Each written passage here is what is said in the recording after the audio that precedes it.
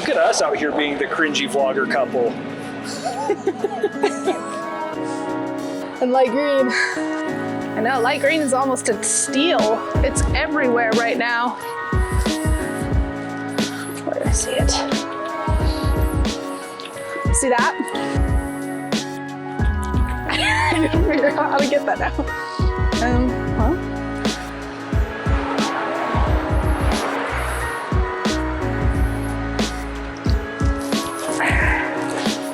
Oh, I'm gonna have to get all the way down. I can. I just got my fat fanny You can pack. also, here, you can also adjust your focal length on this camera too. Oh. Okay. Because I have this spot that I want to get. I'm gonna try not to ruin your other camera. I'm still too close. But there we go.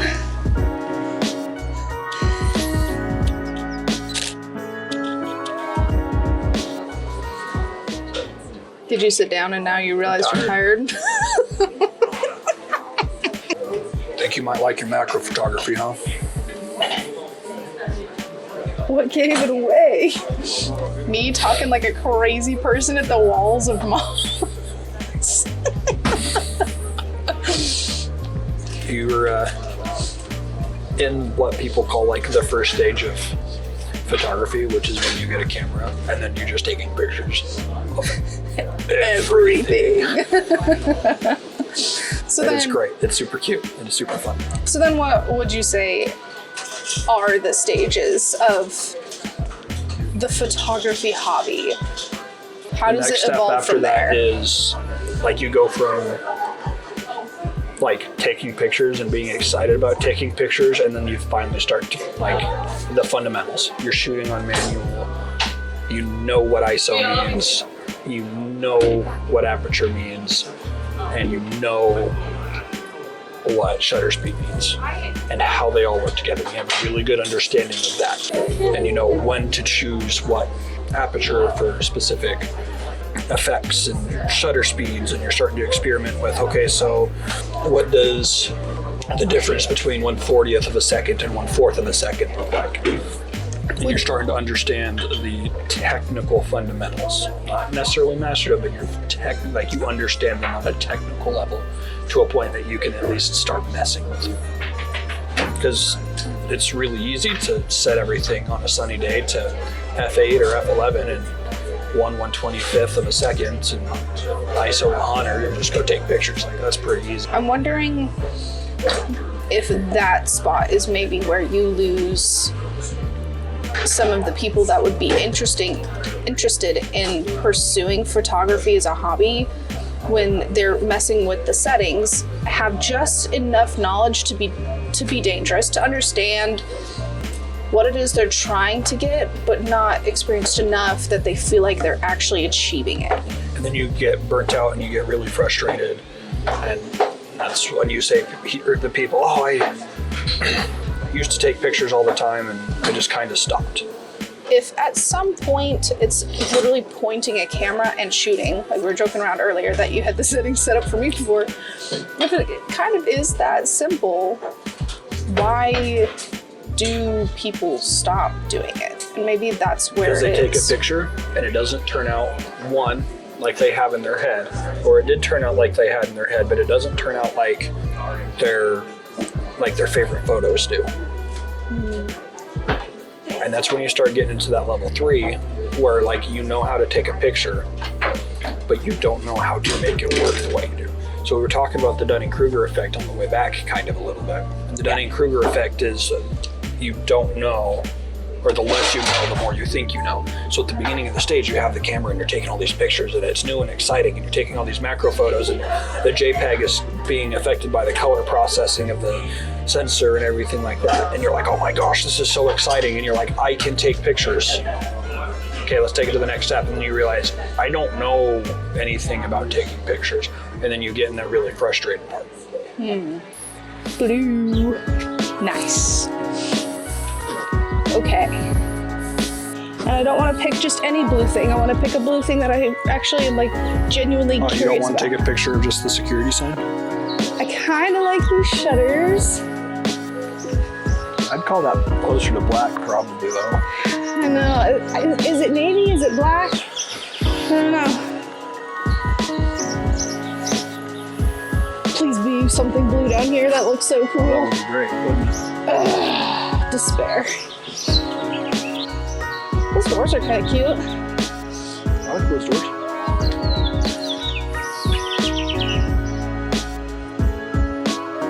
Or even there's like that blue striped fruit right above that sun. But I don't know if I can get the picture of that without. No, look and see. You can look without taking a picture. I can look without taking a picture? I can't get entangled through the strap apparently.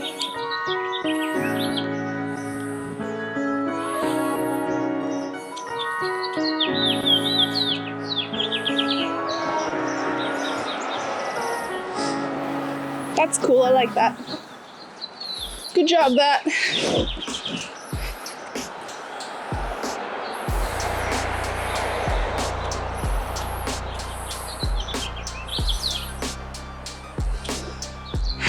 Kind of just gets lost.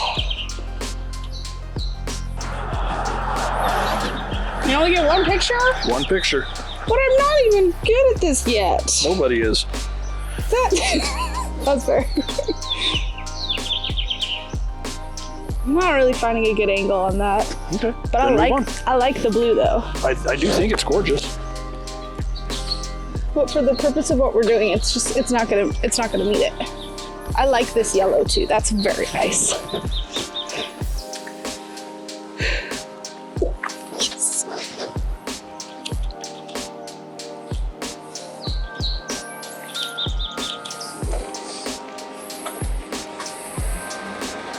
I can get. Oh, I'm short. Shoot. Don't you switch on me when I'm trying to take a picture? It says there's a lot going on. I didn't know what we were focusing on. And then the fourth phase is kind of where your serious hobbyist and your professional sit. Is once they make it past stage 3, stage 4 is the, okay, so this is what I need to do to take the picture, putting my own style on it. And that's when you see people start to settle in, I could make money off this. This is where I could put this stuff in a gallery. I don't necessarily need to make money off of it, but I'm happy with how this turned out, and I would be happy with showing this to other people. We're back to letting it feed the soul rather than feed Right. the eyes only. And you've got a really good understanding of all of the settings and all of the technical aspects that make the picture of how it is.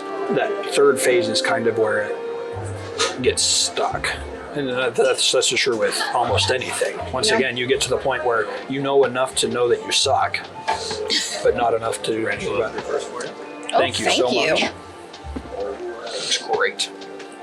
I wonder too if another place where people fall off the photography bandwagon is putting themselves in a box of what they want to take pictures of. I think what happens more often than not is when people are trying to make it to that next step, they go, okay, now I've mastered the fundamentals. They feel like they've mastered the gear that they have, and then they look at stepping up. And they either look at it and they end up going and spending more money than they need to because they feel like the gear's the next step. It could be a little bit of they find their niche and they get too in the box and they just get burnt out on taking that specific thing. But that's more what I see is people buy the gear and then they realize the quality of the photo hasn't changed. In drawing, this happens a lot where everybody really hyperfixates on what is my style, what am I supposed to draw like, and we spend a lot of time kind of copying each other until a style comes out. I wonder if sometimes in photography that also comes out that way, where they want their pictures to come out like their favorite photographer, or they have a favorite subject but not a really good understanding of how to best photograph that subject. Like birds would be a good example. There's a reason wildlife photographers are wildlife photographers. And once again, that comes into a little bit of years. At a certain extent, you do kind of need some specific gear to do specific things. No. You're not going to shoot most of your birds with a 50 mil lens walking around the city. Like, it takes a very specific type of equipment because they didn't know what they were doing and they just bought all the random equipment. They end up with a bunch of stuff that A, doesn't work, and They're B, buying the might not Reddit be able to lists. sell. Exactly. Or heaven forbid, they just go, oh, I'm going to do photography for the money. And then they get roped into being a wedding photographer, and that's all they do, and they can't get away from being a wedding photographer because that's how they have to make their money, because they haven't established themselves in the niche they actually wanted to do. But now, Or if they senior photos, or right, which Some if of they these want to do that, it's country fine. And they're not even necessarily entry level, but it's okay. Now I can't change my niche because if I change my niche, I lose my clientele, and if I lose my clientele, I lose my business. People will be like, "Oh, you need such and such megapixels to shoot for magazines." You have to keep in mind, you're 20-year-old Sony Alpha 350. People were taking pictures for magazines with that. dang. Like, people, oh, you have to have this and that and the other. Like, people have been taking professional photos for billboards on digital cameras with less megapixels than your phone. Like, you have to think about that. Yeah. In 2001, what was the equipment being used? Again, in 2001, a lot of your professional photographers were still using medium format film, so it might not be like a true comparison, but like, they get the gear and then the quality of the photo doesn't go up, and they go, oh, I actually suck at this, and they give up. They sell all their equipment or leave it sit in a box. You know, it's like being an artist and you've been using Crayola colored pencils for 3 years, and you go buy the Faber-Castell, the really nice colored pencils, but then you realize everything you're drawing is still the same. Yeah. It turns out your skill never changed, Right. just your... And once again, that goes back to kind of what we were talking about. You know, if you want to do oil paintings and you have colored pencils, sure, you might have to go buy You're some. gonna have to switch some You're gonna have to stuff. switch some stuff around. I wonder if photography isn't one of those where if you can get a mastery on less, if that isn't really kind of what it's about. Right. And do you need to be a master at it? I guess that's true. Ooh. Can you go out there with your 20-year-old camera and take pictures that you love and make the screensaver on your phone and your desktop and change it up every once in a while? That's what most people do. I guess it goes back a little bit to why you're taking Why are photography in you the taking first the place. pictures? So then, as a more experienced photographer, with a significantly less experienced photographer today, what was it like going and taking pictures with somebody basically literally brand new? Oh, I thought it was great. You had the excitement about it that, once again, most people that make it to the stage 2, stage 3, they kind of lose the excitement of, I'm taking pictures. I watch you go from, okay, I'm taking a picture to, oh, I'm taking pictures. I know, I found moss. And sometimes that's what it takes, is finding the niche or whatever you want to call it of, this is what I want to take pictures of. No, it was really refreshing to see that excitement. If I'm out of stage 3, it's like barely, you know. And it's nice to see that excitement, to be like, I am just out here taking pictures. Like, it doesn't have to be anything crazy. Oh, that's a blue door. Let's go take a picture of it. That's a green overhang that says Moot Point on it. I do And love it's that, kind by of the a way. clever play on words, and we're moving on. Like, it can be that simple. It doesn't have to be. Like, if you're just taking pictures for fun, make it your screensaver, and don't trick yourself into thinking that it has to be anything more than that. You don't have to make it a career. It can be a hobby. You look at a lot of professional photographers, people that actually make their living, and a lot of them, people forget this, is like, and this is part of why people drop out in phase 3 too, I feel, because they realize that photography doesn't make you money, the business of photography makes you money. So we look at some of the pictures that like were taken of some of my family members for their senior pictures. They weren't crazy groundbreaking pictures. They were technically sound. And then you don't dedicate yourself to the business side of things as well, you also fall off in that stage 3. Stage 3 is the most tragic part of the Dunning-Kruger effect. Because you have this giant spike, and then you go into the U shape, and it's that bottom of the U that everybody stops when they do. Make sure I don't get hit. No, that's your job. That's a boring job. I don't want that job.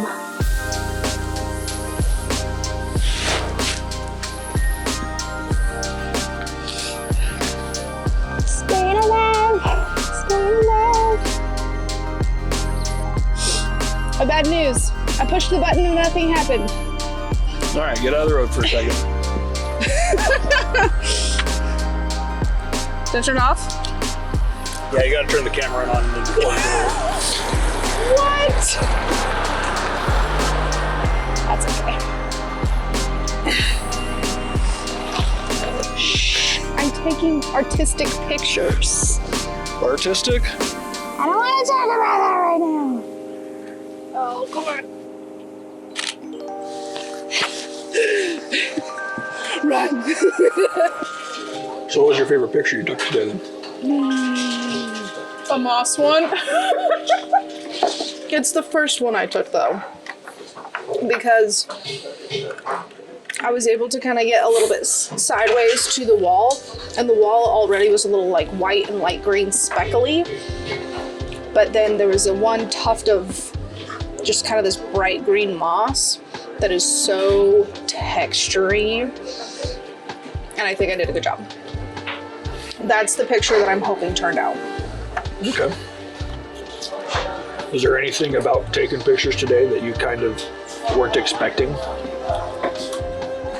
I didn't expect to, I'm not gonna really use the word struggle, but kind of struggle to find the right angle, because it's a little bit of a kind of duh point, but I didn't anticipate that it was going to be something that I was fidgeting around with quite so much, being like, oh, this is the thing that I'm kind of having to figure out right now.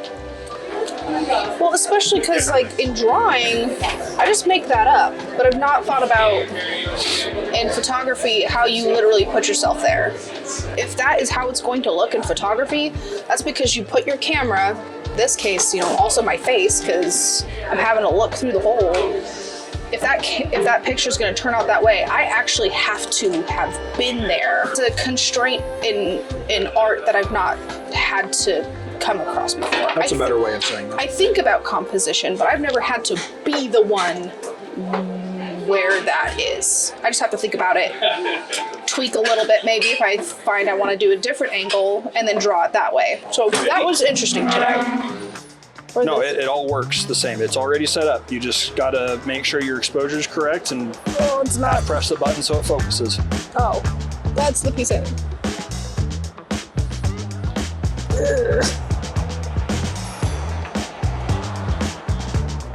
Well, that's better. So close. I mean, that's the point. But it's like, it's almost focusing is what I'm saying.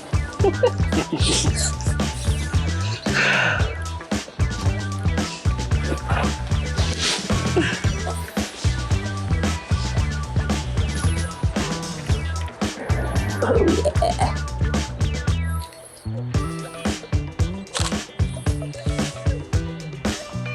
That's kind of good. Good. I think that's my best one. I'm just looking. I'm not taking a sneaky picture, I promise. Yes, I am.